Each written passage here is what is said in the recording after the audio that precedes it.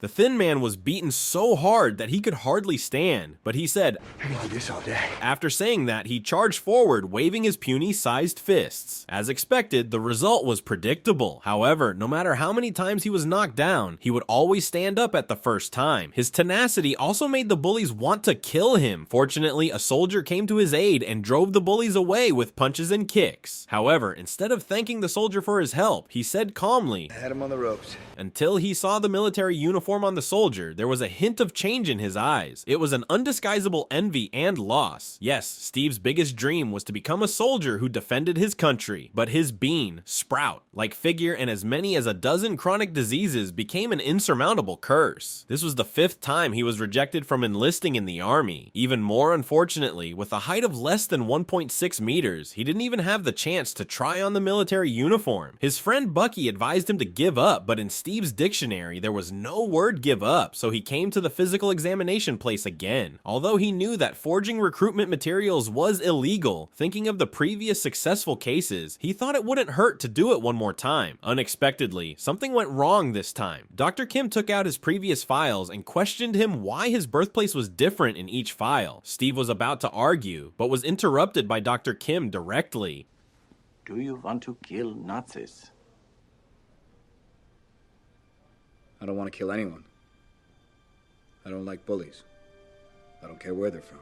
It was this conversation that completely changed Steve's life. Dr. Kim made an exception and approved his enlistment application. Looking at the highest level assessment on the file, Steve was probably so happy that he would laugh in his sleep. He joined the best unit in this way and also got a chance to be selected as a super soldier. However, it was extremely difficult to stand out among these top-notch soldiers. The wall that others could easily climb over was extremely difficult for him. His comrades, in arms, laughed at him as a wimp and often tripped him up, but none of these could stop his determination to be a soldier. Because of his congenital asthma, he was always at the end of the team. When he was halfway through the run, the instructor suddenly called a halt and pointed at the flagpole and said that whoever could take down the flag could go back with the female instructor in the car. As soon as everyone heard this, they went crazy climbing up, but in the end, all of them failed. It turned out that the instructor just wanted to humble their pride, but at this time, Steve came over breathing heavily. Then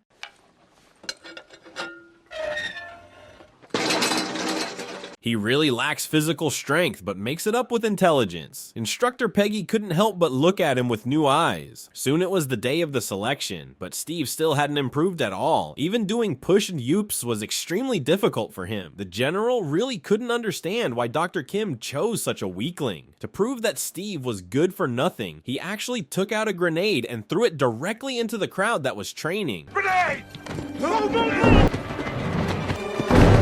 Get away! But after waiting for a long time, there was no sound at all. It turned out that it was a fake grenade, and it was this spirit of self-sacrifice that not only won the heart of Instructor Peggy, but also made Steve pass the Super Teach Soldier selection. But the process of transformation was not as simple as imagined. Not only did he have to endure inhuman pain, but there might also be huge side effects. The doctor said that it was still not too late to regret, but Steve's answer was only 2 words: bring it on.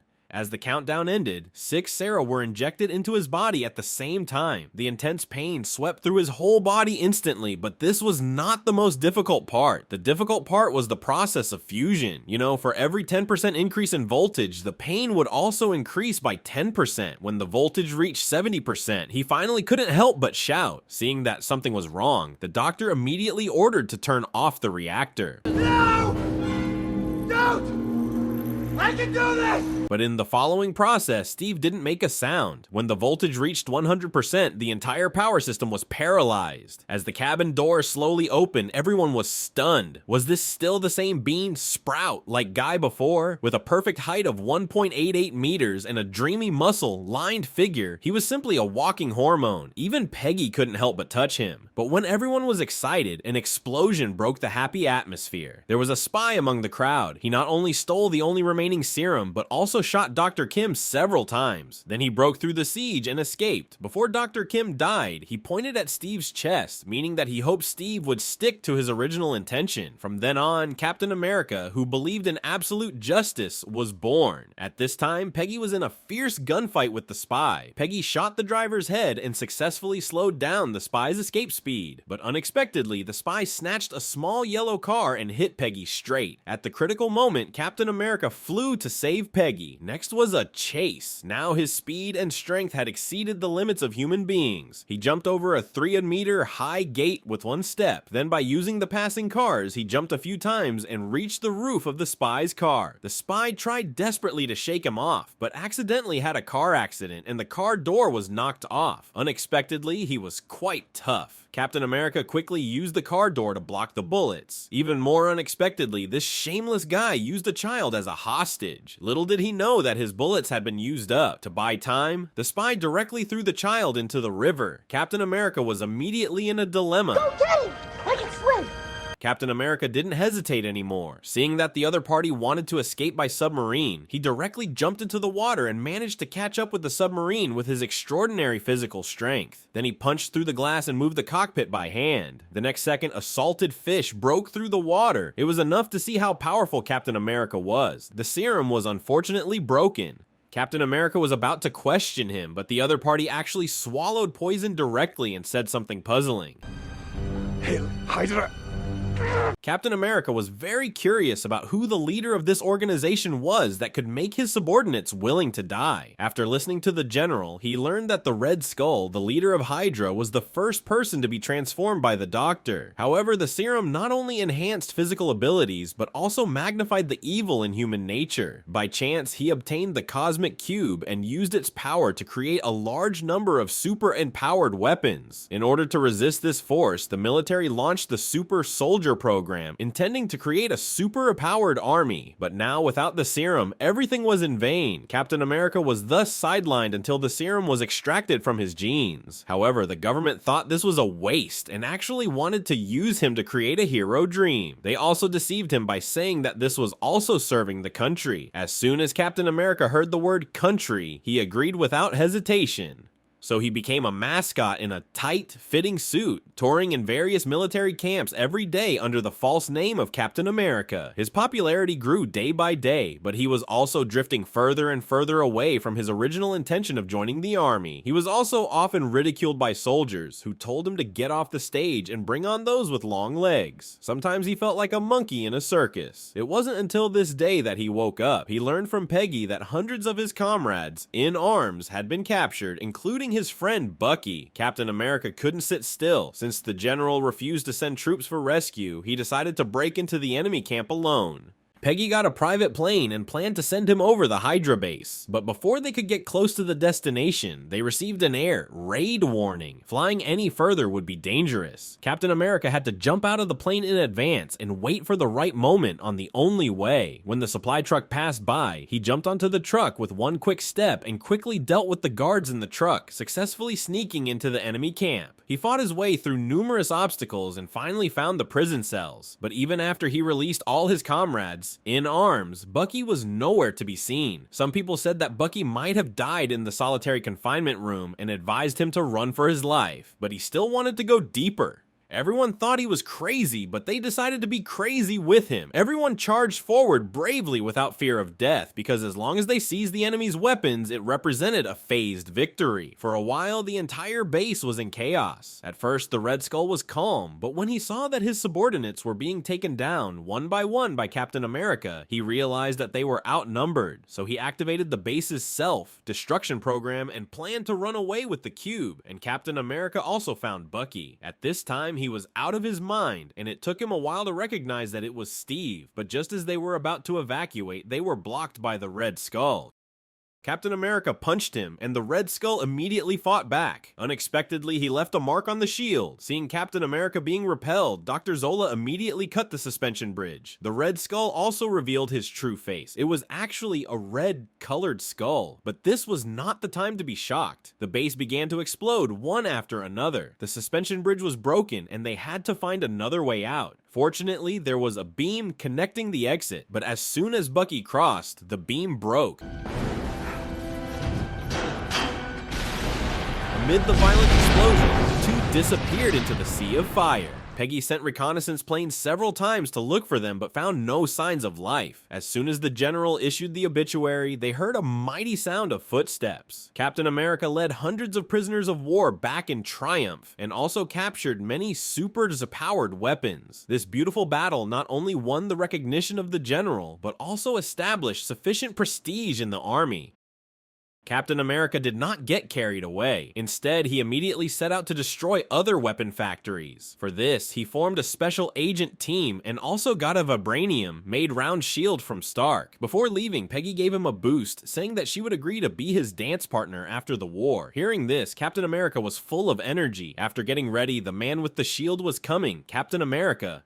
Captain America led his comrades in arms to launch a fierce attack on the Hydra organization. As the battle continued, Steve and his comrades in arms continuously penetrated into the territory of Hydra and destroyed one enemy stronghold after another. Seeing that he couldn't fight head on, the Red Skull had to change to mobile work and move the weapon factory to the train. But how could this stop Captain America? He descended from the sky by using a zip line and led Bucky to quickly sneak into the carriage, but there was no one inside. It wasn't until the door separated the two that they realized they had fallen into the enemy's ambush. A group of soldiers with super-powered weapons launched a crazy siege on the two of them. Bucky picked up the shield to resist, but was blasted out of the train by a shot from the super-empowered soldier. Unexpectedly, the handrail suddenly broke and he fell straight into the bottomless glacier, looking at his best brother dying in front of him while being powerless. How painful Captain America must have been at this time. In the end, the group only captured Dr. Zola. Under the coercion and inducement of the general, Zola confessed to the Red Skull's conspiracy. Realizing the seriousness of the problem, the general immediately held an emergency meeting and ordered them to capture the last base of Hydra within 24 hours. Everyone thought this was an impossible task. That's exactly what we're gonna do.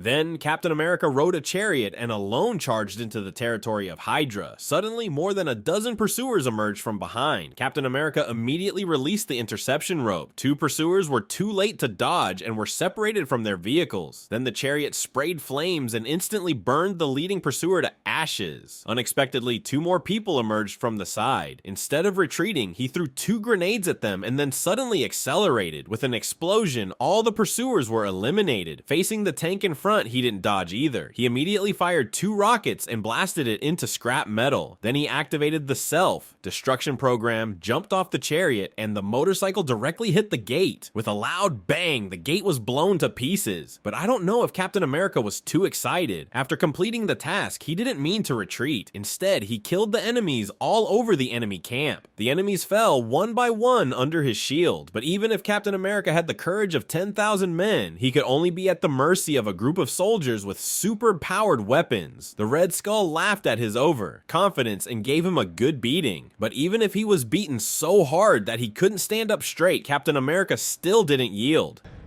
I can do this all day.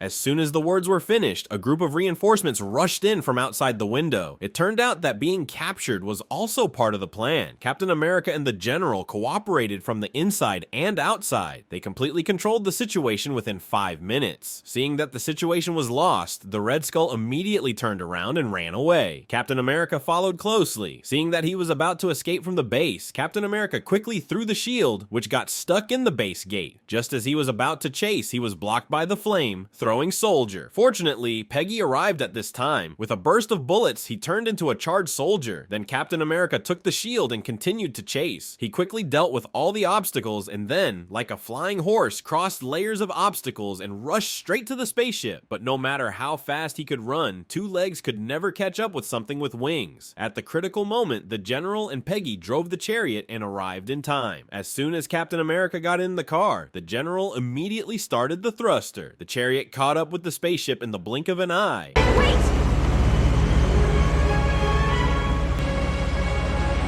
I'm not kissing you.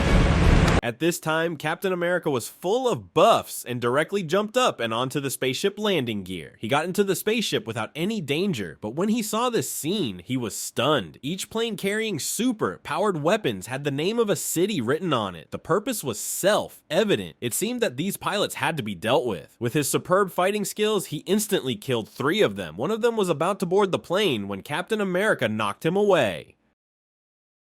But despite all precautions, there was still one who got away. Captain America was about to stop him, but was tackled directly, and the shield also fell out of his hand. And he was also taken into the air. The plane shook vigorously. Fortunately, Captain America caught the fuselage in time. Otherwise, he would have become a pool of blood. Then he forced open the cockpit and ejected the pilot, successfully taking control of the plane. Then he circled around to the back of the spaceship and, with one go, crashed into the cabin. Now only the Red Skull was left. He carefully sneaked into the cockpit. Unexpectedly, this guy played a dirty trick and attacked him from behind. Fortunately, all the attacks were blocked by the shield. He quickly charged at the Red Skull, and the two launched a fierce hand-to-hand combat. Each punched and kicked, and neither of them got the upper hand. Unexpectedly, during the fight, they hit the spaceship lift lever. The spaceship began to descend rapidly, and both of them were in a state of weightlessness. The Red Skull kicked Captain America away, and took the opportunity to activate the autopilot. Then he took out the energy gun and fired at Captain America crazily. Captain America was not to be outdone. He threw the shield at the right time and knocked him to the ground, but this also knocked out the cosmic cube. The Red Skull picked up the cube and was about to strengthen himself. Unexpectedly, the energy was too powerful and it directly swallowed the Red Skull. As the energy column dissipated, the cosmic cube also melted the spaceship and it fell into the sea.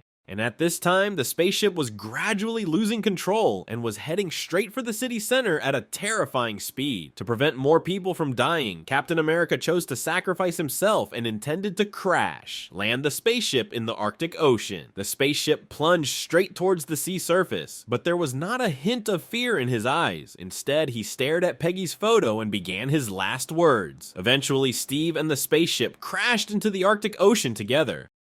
I don't know how long it was before Steve slowly opened his eyes. He desperately broke through the wall, but when he came to the street, he was stunned. There were high-rise buildings all around. At this time, Nick Fury, the director of S.H.I.E.L.D., came to him and told him that the war had long ended and that he had been in a deep sleep for 70 years. I had a date.